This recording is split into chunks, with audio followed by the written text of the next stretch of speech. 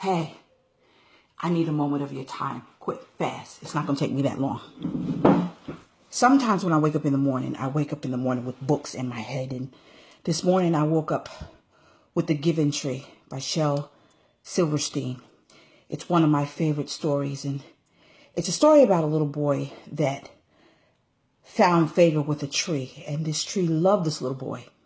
And the little boy would go to the tree and he would say, "Let's play." And the tree would sway and the tree would let the leaves come down and he would pick the leaves up and he would make a lion's mane. And when the boy got hungry, he dropped apples and the little boy would pick up the apples and he would eat the apples. And then when he got tired, he said to the tree, "I'm tired too." And the tree said, "Well, lean on me, and I'm going to give you rest and my shade is going to block the sun." And so the little boy said, "Yeah, I'm hungry again." So the tree dropped down apples and he picked up the apples and he ate it. And the little boy went away. And when the little boy came back, he said to the tree, he said, "You know what? I don't want to play.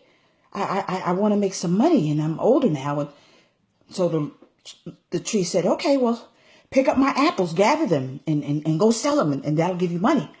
So the little boy went away for a long time and the little boy came back and he said, "You know, I don't want to play and I'm not hungry. I'm making money, but I want to get a wife and I want to get a family and I need to build a house. I have to prepare for my family." So the tree said, "Well, I don't have any money, but look, I got branches and my home is the forest and there's trees all around us. Gather the trees and cut off some of my limbs and you go build a house for your family because I want you to be happy." So the little boy ran and he did that and he came back and then he said, "I'm tired. I just want to get away. You know, I need a boat. Can you give me a boat?" And the tree says, "Well, I don't have a boat, but, you know, my stump and my whole body, it can build a boat. So cut me down and you get your boat. And you, as sad as I'm going to be, I want you to be happy. You build your boat and you go away." And so the little boy went away for a long time and the tree was unhappy. But when the little boy finally came back, he was old, he was feeble, he was frail. And he said to the tree, he said, "I'm tired. You know, I'm just exhausted. I'm beat. I don't need money and my teeth can't even eat the apples. But I just want to rest." And the tree said, "Well, I'm a stump now. And you've taken all I had. I only got a stump left. Your knees are feeble. Sit down and let me give you rest." And the little boy sat down and he rested. Mothers are that tree. Wives are that tree. We give and we give and we give until there's nothing left. The funny thing about the story is, as I begin to flip through the pages when I begin to read it to my children as they were babies, nowhere in that story did I hear or read where the little boy nurtured the tree. The little boy didn't put fertilizer down. The little boy did not put water down. The little boy didn't ask the tree, "Do you need anything?" That book hit home as I deal with so many women who are just drained.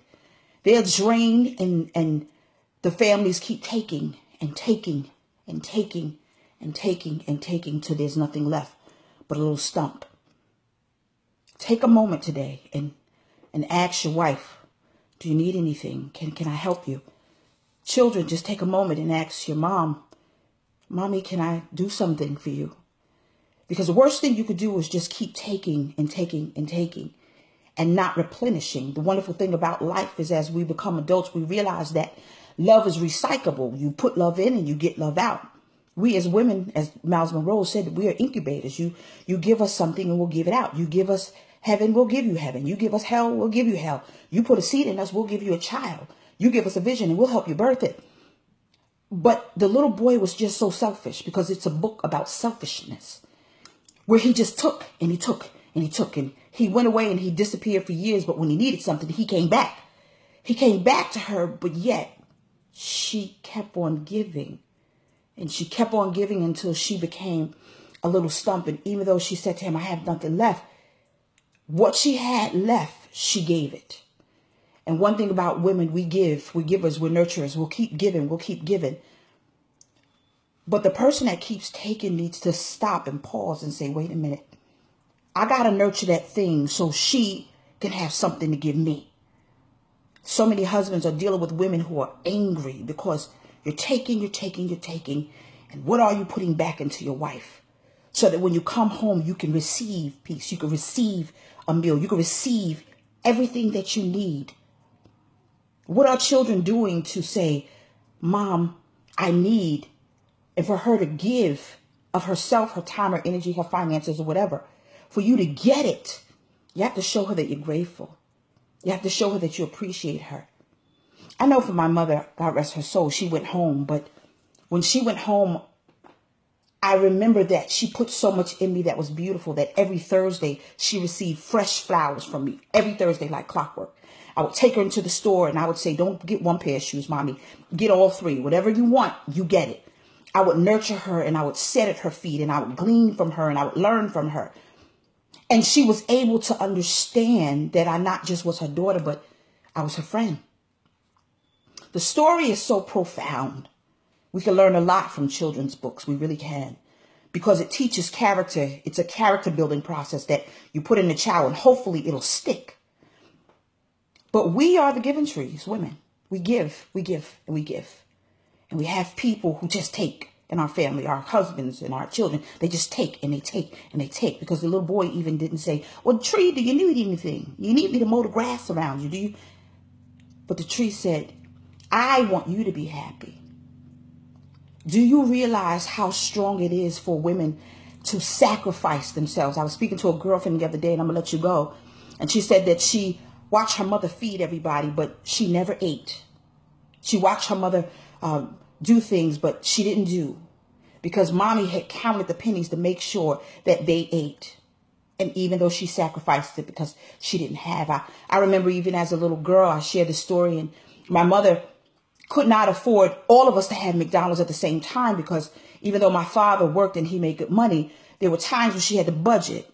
And one time she took us to McDonald's on Fulton Street and she bought one Big Mac and she had 4 children and she cut the Big Mac in 4s and got a large fry and she gave us a little bit of the French fries, a large soda and poured us a little bit. And since we were children and babies, that was enough. And she would sit back and she would just watch us eat and she would smile because she was giving us something.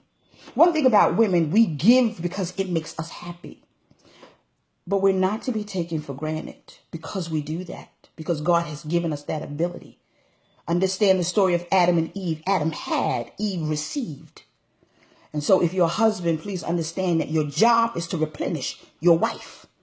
If you're a mother, your children's job is to replenish you. Don't wait for your birthday, holiday, Christmas. Nah. That's fine. But get a replenishment day and tell your children, even if they're small, they don't know. Today, you're going to do the dishes. Today, Mommy needs a break. Today, we're going to give you a coupon. And that coupon is to rub Mommy's back. Because sometimes children don't know. But when children get older, don't allow them to drain you dry. Don't allow your husband, hopefully if he's smart, he'll get this message and say, it's time for me to replenish my wife. The Giving Tree is a wonderful story. I admonish you all to get it if you've never heard the story. And if you've heard the story, apply it. I admonish couples to get it and read it to each other. That's what I would do if I was counseling couples. Read The Giving Tree to each other so that you won't be selfish and you'll realize that your husband or your wife needs replenishment. Women specifically. We need to be replenished. And it's not about sex. Sex is a wonderful thing. You're married, have lots of it. However, when your wife is tired, she won't even tell you because she doesn't want to rattle your feathers. But be man enough to realize it is my job to replenish her. Baby, what you need me to do? Stop by a mall, pick up flowers, get her a card. Tell her every day, thank you. Speak life into her. That makes her feel good. Believe it or not, she's waiting for you, attaboy. She's waiting for it. Pray over her. Get her favorite meal or her favorite cupcake or cookie. When I was married, I remember that I was married before I married Calvin. But I would do something. I would take Hershey Kisses and I would stick them on the seat of my husband at the time. He didn't appreciate it, and that's why we divorced. Oh. However, it is very imperative that you not take your spouse for granted because he and she are together as a unit. And the wife is that giving tree. And she's given and she's given. And you're taking and you're taking, but you're not putting anything back. For moms, don't wait till your mother is laying in a box and you're standing over her and you wish that you would have taken more time while she is breathing. Now give her that. Give her time and give her her attaboys and call her up and say, Mommy, I love you. That's one thing when my mom was stuck in the grave. I didn't have that guilt because, I did the most miraculous job. She used to tell me, you're my friend. And I speak highly of her now because she influenced me to be a great mom and to be a better wife even. And so she taught me. And so therefore I'm teaching everyone that I know. And so don't wait for mommy to be in a box to tell her, you know what? I love you. What issues you have even with your mother, get them out of the way. Because she has been that giving tree. And you might not understand that, but when she wants to give you and she doesn't have, it's because she budgeted her money to make sure you had a roof over your head and that you guys can eat. And so when she says no, it's not that she's saying no. She might be mad because she wants to give it to you, but she can't. But she does it in another way. You might be too selfish to realize that. And so please, I'm going to take this moment and I'm going to say bye-bye. But I'm also going to tell you, take a minute and you replenish your wife. And your children should replenish you. Children, replenish mommy. Because mommy is the giving tree. And over the course of time, she's going to be that little stump. And it will be unfortunate if you have to look over mommy in a box and say, I wish I would not have just taken so much from her, but given her something. Because there's going to be a time when you're going to call her. And God forbid she won't be able to call back. I know the experience. So don't wait for Mother's Day. Don't wait for Christmas or birthday. You acknowledge the woman in your life.